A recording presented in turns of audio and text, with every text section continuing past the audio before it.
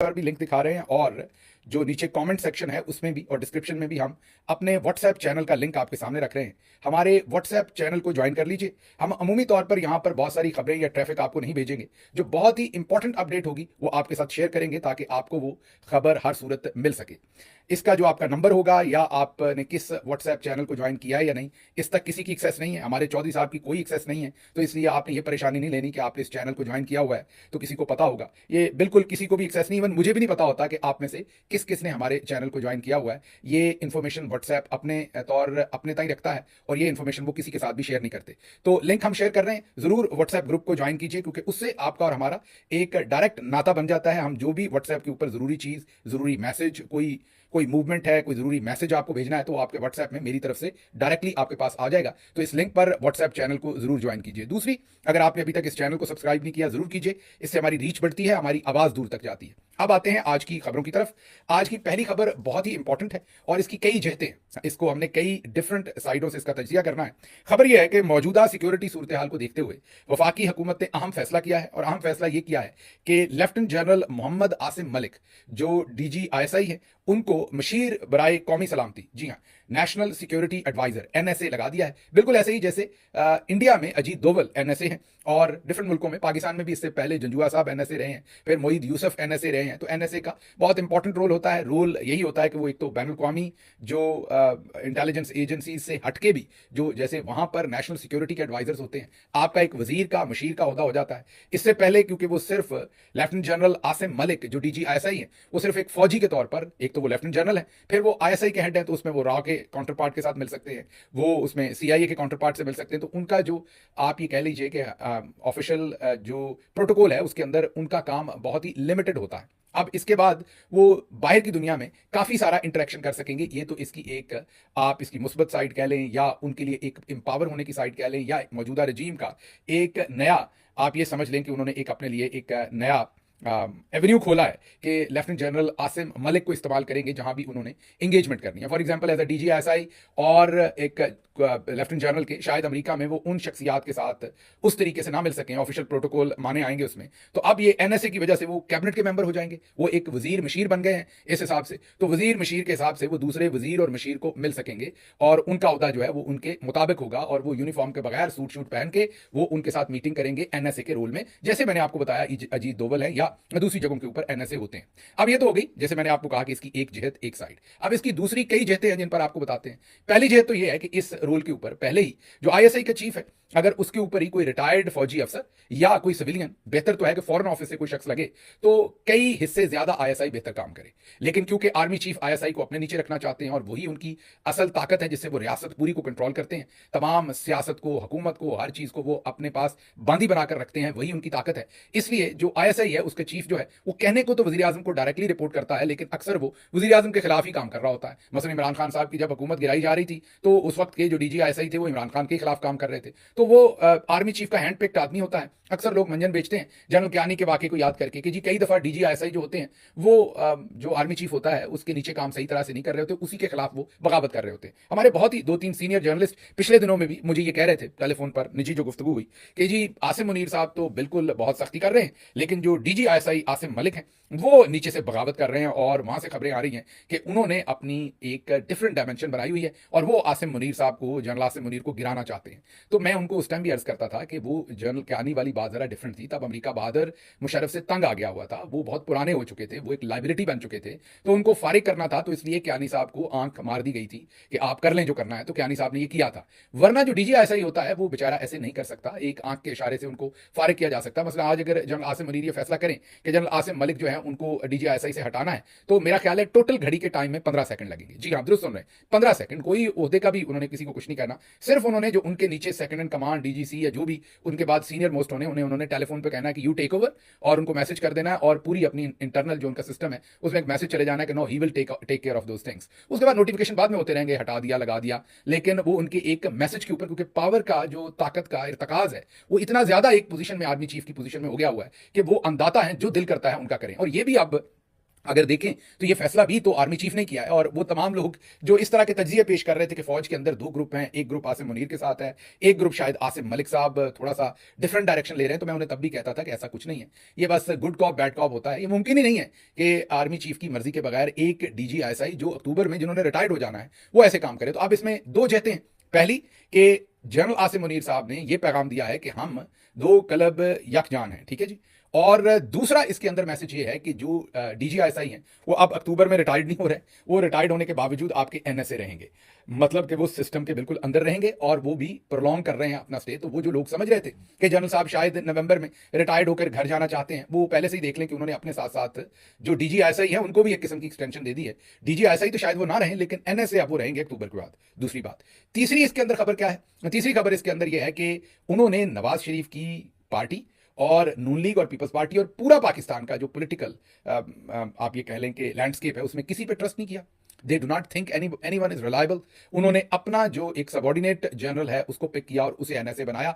उन्होंने नहीं सोचा कि कोई और इस काबिल है कि उसे NSA बनाया जाए। हालांकि मेरे नजदीक अगर NSA बनाने के लिए पाकिस्तान में कोई मौजू नाम थे तो वो जो चंद फॉरेन सेक्रेटरीज हैं पाकिस्तान के, जिनमें जैसे शमशाद अहमद साहब, बहुत ही मुहिब वतन, बहुत ही दबंग, बहुत ही सच्चे, ऑनेस्ट और पाकिस्तानी, एक सच्चे पाकिस्तानी जैसा कि एक पाकिस्तानी को होना चाहिए। और भी लोग हैं, मैं सिर्फ उनकी बात नहीं कर रहा, लेकिन मेरे ख्याल में तो सफ़े अव्वल पर वो हैं और नंबर 1 पे मेरे जहन में उनका नाम आता है। और भी लोग हैं जो फॉरेन सेक्रेटरीज रिटायर्ड हुए हैं, उनमें से किसी को बनाया जा सकता था, लेकिन मैंने जैसे कहा कि वो बिल्कुल ये ताकत अपने हाथ में रखना चाहते हैं।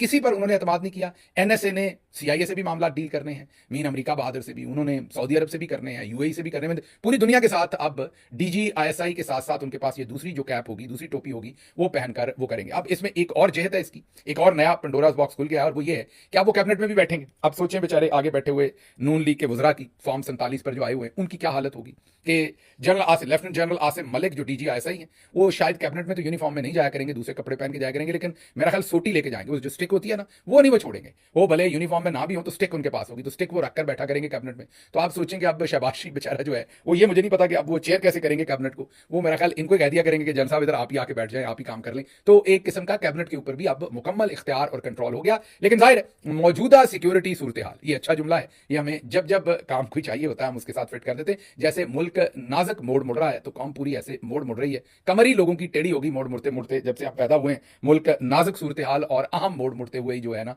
वो टेढ़ा हो गया। तो ऐसे ही मौजूदा सिक्योरिटी सूरत हाल में ये फैसला किया गया है। तो जैसे मैंने कहा कि किसी पे एतबार नहीं। दूसरा एक्सटेंशन हो गई, ये रिटायरमेंट के बाद भी अब NSA होंगे। तीसरा, ये अब इंगेज कर सकेंगे वजीर और मशीर के लेवल पर, तो जो एजेंडा अचीव नहीं कर पा रहे थे वो मजीद करेंगे। चौथा, जो मैंने कहा कि जो लोग ये मंजन बेच रहे थे कि दो ग्रुप्स हैं आर्मी के अंदर, एक ये वाला, वो भी जरा थोड़ा सा मुंह पे पानी के छींटे मार लें, जाग जाएं। जैसे मैं उनको बताता था कि ऐसा कुछ नहीं है, एक ही एजेंडा है और वो ये है कि दुआम बख्शो अपनी कुर्सी को जितना लंबा बख्शा जा सके। अब चलते हैं अगली खबर की तरफ। अगली खबर भी इसी से रिलेटेड है और बड़ी इंटरेस्टिंग है। वो खबर ये है कि जब कल प्रेस कॉन्फ्रेंस हो रही थी, वो जो छोटे से मेज के पीछे 3 लोग थे और ऐसे फंस के बैठे थे जैसे पाकिस्तान में मेज है ही नहीं, कुर्सियां हैं ही नहीं, 3 लोगों ने एक छोटे से मेज पर ही बैठना है।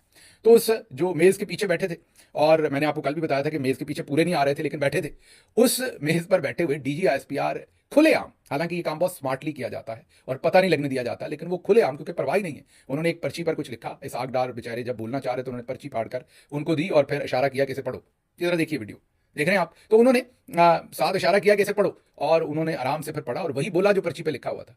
अब अगर थोड़ा सा भी वो DGISPR इनका एहतराम करते तो उसका तरीका ये था कि वो लिखते उस चीज को और उसको नीचे ही अपनी उंगली से, मीन ऊपर से कोनी ऐसे करके नहीं, नीचे ही अपने हाथ की उंगलियों से उसे राइट साइड पे सरका देते और इसाकदार की नजर पड़ जाती, वो वहीं उसको कनखियों से पढ़ लेते क्या लिखा हुआ है और अपने ओहदे की इज्जत बहाल रखते हुए वो पर्ची जो है वो उनको इस तरीके से ना देते। लेकिन पर्चियों का रिवाज है यहाँ पर, क्या किया जाए, और पर्चियों पर ही तो सारा काम चल रहा है। तो DGISPR साहब की ये चीज भी हमने देखी। बाकी तो हमने पूरी डिटेल से उनकी प्रेस कॉन्फ्रेंस के ऊपर बात कर ली थी, उन चीजों को हम रिपीट नहीं करेंगे। अगली खबर की तरफ चलते हैं जो कि इंडिया से है और बड़ी ही इंटरेस्टिंग खबर है, क्योंकि इंडिया जो है वो खासा परेशान लग रहा है इस मौजूदा सूरत हाल में।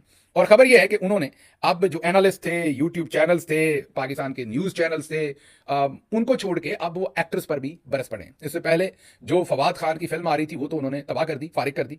अब उन्होंने निशाना बनाया है माहिरा खान, हानिया आमिर और पाकिस्तान के दूसरे लोग जैसे कि अली जफर, सनम सईद, बिलाल अब्बास, इकरा अजीज, आयजा खान, इमरान अब्बास, सज्जल अली, हम TV, ARY डिजिटल, जियो TV और इन तमाम की इंस्टाग्राम और यूट्यूब के जो चैनल्स हैं उनको ब्लॉक कर दिया है इंडिया के अंदर। ओहो, ये तो बड़ा काम खराब हो गया। इससे तो एक और नेशनल सिक्योरिटी का मसला पैदा हो गया इन लोगों के लिए। अब देखते हैं ये इसको नेशनल सिक्योरिटी का मसला बनाकर क्या क्या करते हैं, क्योंकि मुझे एक वीडियो याद आ रही है और वो वीडियो आपको दिखाते हैं इसी व्लॉग के अंदर।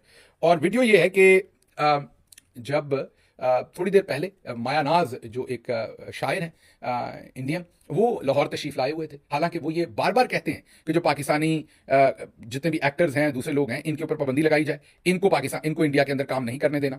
और लेकिन जब वो खुद पाकिस्तान आए हुए थे तो आपको हम सिर्फ ये एक वीडियो दिखाते हैं। जावेद अख्तर इनका नाम है, आप सबको पता है, बड़े ही मारूफ शायर हैं, बहुत सारे गाने लिखे हुए हैं जावेद अख्तर साहब ने। तो ये स्क्रीन पर जरा वीडियो देखिए, आवाज़ हम इसकी नहीं सुना रहे क्योंकि इसमें गाना गाया जा रहा है, वो फिर कॉपीराइट्स का इशू आ जाएगा। तो आप जरा गौर कीजिए कि कोई इनका घुटना पकड़ के बैठा हुआ है, कोई इनके सामने लेटा हुआ गाने गा रहा है, कोई दूसरी तरफ इनके सामने लेटा हुआ है। और इन्होंने यहां से जाने के फौरन बाद पाकिस्तान से वहां कहा था कि किसी पाकिस्तानी एक्टर को इंडिया में ना बुलाया जाए और किसी भी पाकिस्तानी जो वहां पर गुलकार हैं या दूसरे लोग हैं इंडिया पाकिस्तान से, उनको इंडिया बुलाकर काम ना दिया जाए। तो एक तरफ इनका इतना तसब है, दूसरी तरफ हमारे वाले बेचारे बिल्कुल ही लेटे हुए थे। और लेटने की वजह शायद यही होती है कि वहां फिल्म में कोई कामशाम मिल जाए, कोई जरा थोड़ी सी, बाकी कोई इतनी अदब अदाब की बात नहीं है। यहाँ भी जाहिर है इतने बड़े बड़े आपने शायर पोइट्स देखे हैं, उनके सामने कोई नहीं ऐसे लेटता, ना उनके सदके बारी जा रहा होता है। वजह सिर्फ ये कि क्योंकि ये फिल्मों में बहुत इन है, अपनी बेगम साहबा की वजह से भी, और खुद भी अपने काम, इनका बड़ा नाम है, बड़ा काम है, तो इसलिए हमारे जो एक्टर और एक्ट्रेसेस हैं उनको लगता है कि यहाँ पर कोई ना कोई हमें काम मिल जाएगा।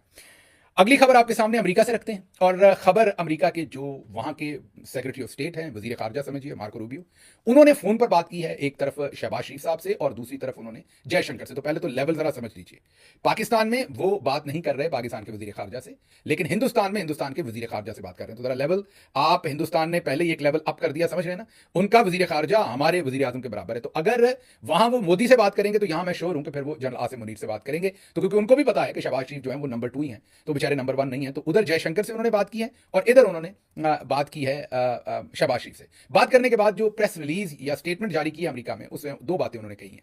एक तो उन्होंने वाजे किया कि वो इंडिया के साथ खड़े हैं और ये जो दहशतगर्दी का हमला हुआ है ये बहुत बुरा है और अमेरिका पूरी तरह से साथ खड़ा है। पाकिस्तान को उन्होंने कहा है कि बंदे के बच्चे बने और चुप करके इन्वेस्टिगेशन इसके ऊपर करवाएं और फेयर और इंडिपेंडेंट इन्वेस्टिगेशन करवाएं और फाइंड आउट करें कि किसने किया है और उनको करार वाकई सजा दें और एस्केलेशन कम करें, मुज़ाकरात करें। लेकिन इंडिया के बारे में उन्होंने कोई ऐसी चीज जारी नहीं की, लेकिन पाकिस्तान के बारे में तकरीबन इस तरह की उन्होंने तंबीह जो है वो जारी की है। तो इससे आप अंदाजा लगा सकते हैं कि मामला जो हिंदुस्तान के साथ अमेरिका के हैं वो कितने स्टेबल हैं, और उसी के साथ जो हमारे मामला हैं वो भी आपके सामने हैं कि वो हमें उधर अगर वजीर खारजा है तो हमारे वजीर आजम को ट्रीट करते हैं। तो ये भी कोई अच्छी स्टेटमेंट नहीं है बहुत अमेरिका से मौजूदा आसिम मुनीर साहब उनकी पूरी रजीम के लिए।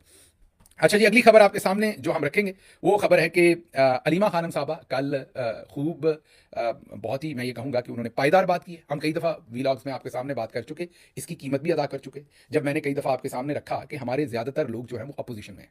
ज़ाहिर है हुकूमती केपी में हमारी हुकूमत है, पंजाब में भी नहीं है और फेडरल में भी नहीं है।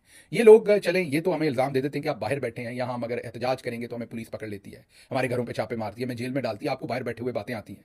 तो मैं हमेशा इनको कहता हूँ कि आप क्योंकि हुकूमत में नहीं है, आप में से कई दोस्त खंबे हैं, मीन बिल्कुल यकीन कीजिए बिल्कुल खंबे हैं, और उनको सिर्फ इमरान खान ने टिकट दिया और वो दोस्त इमरान खान के वोट पर जीते। तो क्या आपका इतना फर्ज नहीं बनता कि आप अल्टरनेट कर लें, ड्यूटियां लगा लें और आप इमरान खान की पेशी पर आया करें? एक भी एमएनए एमपीए इमरान खान की पेशी पर नहीं आता, एक भी एमएनए एमपीए इमरान खान की बहनों के साथ जाके खड़ा नहीं होता।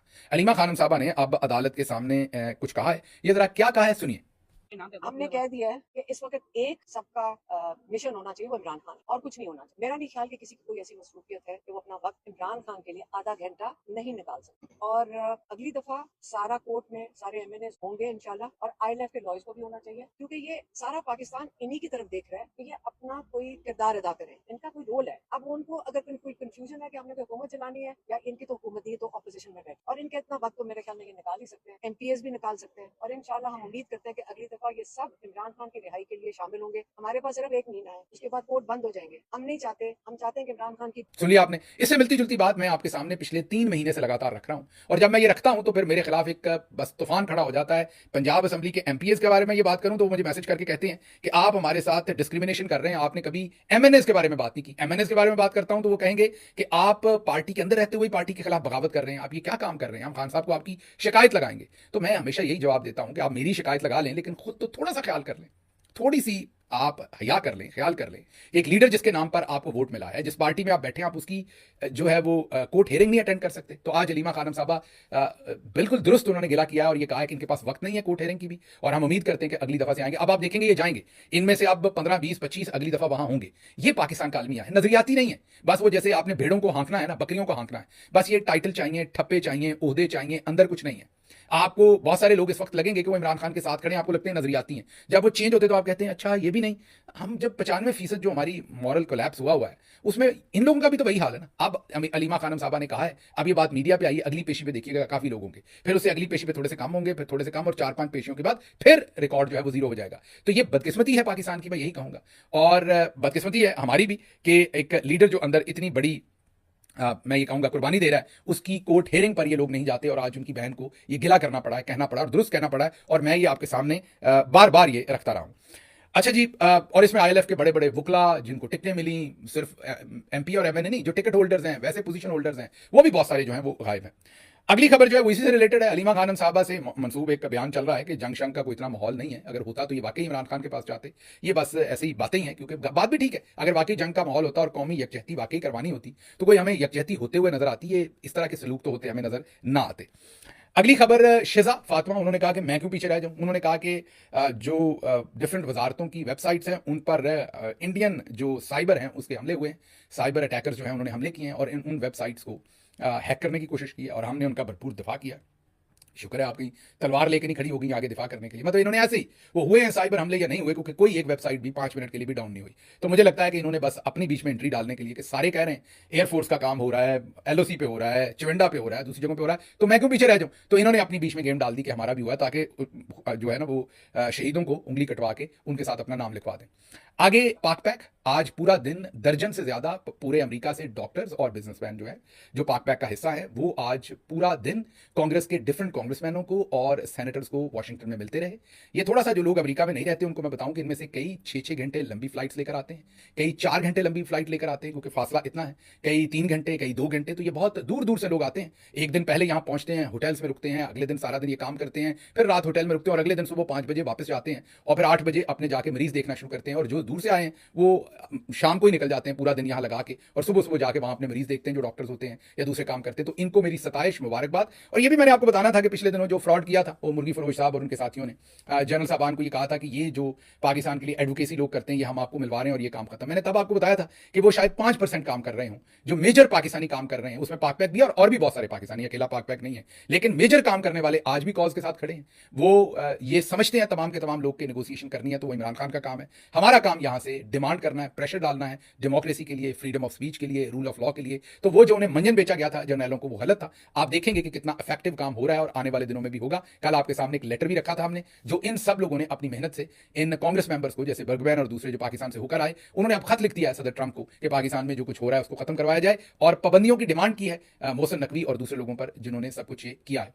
और मोहसिन नकवी का नाम क्यों है? इसलिए कि उनकी स्टेटमेंट है टेलीविजन के ऊपर, आर्मी चीफ या दूसरों की स्टेटमेंट उस तरह से नहीं है, मीन सबूत मौजूद है मोहसिन नकवी की इन्वॉल्वमेंट का। इसलिए पहले फेज में उन्हें इस खत में लिखा गया है। जैसे जैसे मामला आगे बढ़ेंगे तो और लोगों के नाम भी आएंगे। और जो विल्सन है वो तो ऑलरेडी आर्मी चीफ पर पाबंदियां लगवाने का बिल पार्लियामेंट पर अपनी अमेरिकी कांग्रेस में लेके आए हैं, उस पर तो ऑलरेडी काम हो रहा है। अच्छा जी, यूएस और यूक्रेन की डील हो गई है। याद करें कि सदर ट्रंप ने कहा था कि $500 अरब के मादनियात मुझे चाहिए, और उस वक्त जेलेंस्की जो थे उनका फड्डा हो गया था सदर ट्रंप से। अब आखिरकार वो डील साइन हो गई है। उसमें 500 अरब का लफ्ज तो नहीं लिखा, अब फिगर्स तो नहीं लिखी, लेकिन बहरहाल वो डील हो गई है। जाहिर है वो डील हुई है तो अब अमेरिका को वो पैसा, उतने पैसों के मादनियात मिल जाएंगे। देखते हैं अब इस डील के बाद जो है वो क्या मामला होता है, कि किस तरीके से जो अमेरिका और जो यूक्रेन और उसके साथ साथ रूस की जंगबंदी का सारा मामला है वो किस तरफ जाता है।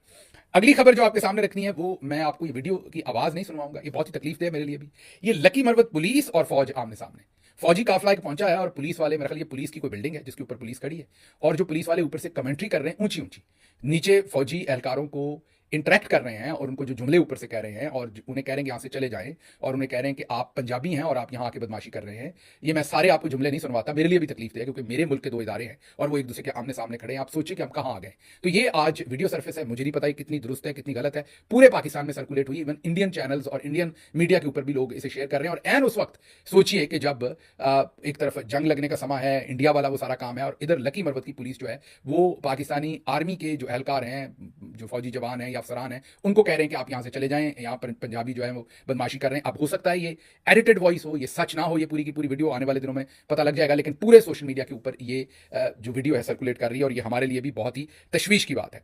अगली खबर, आखिरकार बलूचिस्तान से सालार काकड़, उनको आखिरकार रहा किया गया है, उनकी रिहाई हुई है। 26 नवंबर के बाद से वो गिरफ्तार थे, बहादुरी के साथ उन्होंने जेल काटी है, इमरान खान के साथ खड़े हैं डट के। उनको हमारी सताइश, उनको हमारी तहसीन, जिस बहादुरी के साथ वो साथ खड़े रहे हैं और उन्होंने गिव अप नहीं किया इस सारे काम के ऊपर। आखिरी खबर आपके सामने रखनी है कि अमेरिका से बुरी खबर आई है। अमेरिका की जो इकोनॉमी है वो 0.3%, जी हाँ 0.3% उसमें कमी हुई है उनकी जीडीपी में, और यूएस इकोनॉमी जो वो श्रिंक हो गई है 0.3% फर्स्ट क्वार्टर 2025 का, पहले 3 महीने। और जाहिर है सदर ट्रंप को आए हुए भी पहले 4 महीने ही हुए हैं, तो उसमें जो पहले 3 महीने इकोनॉमी कम हुई है वो सदर ट्रंप के गले ही लगेगी। एक बुरी खबर है सदर ट्रंप के लिए, उनके ऊपर प्रेशर आएगा इसकी वजह से, यकीनन देखते हैं वो इसको कैसे हैंडल करते हैं। मुझे यहाँ से इजाज़त दीजिए, एक दफ़ा फिर आपको मैंने जाते जाते याद करवाना है कि हम इस वीडियो की डिस्क्रिप्शन में और इसके कॉमेंट्स में अपने व्हाट्सएप जो चैनल है उसका लिंक आपको दे रहे हैं, उसको ज़रूर ज्वाइन कीजिए। वहाँ पर हम आपको बहुत सारी ऐसी खबरें, बहुत सारे ऐसे एक्शंस जो लेने होते हैं, कोई डॉक्यूमेंट आपके साथ शेयर करने,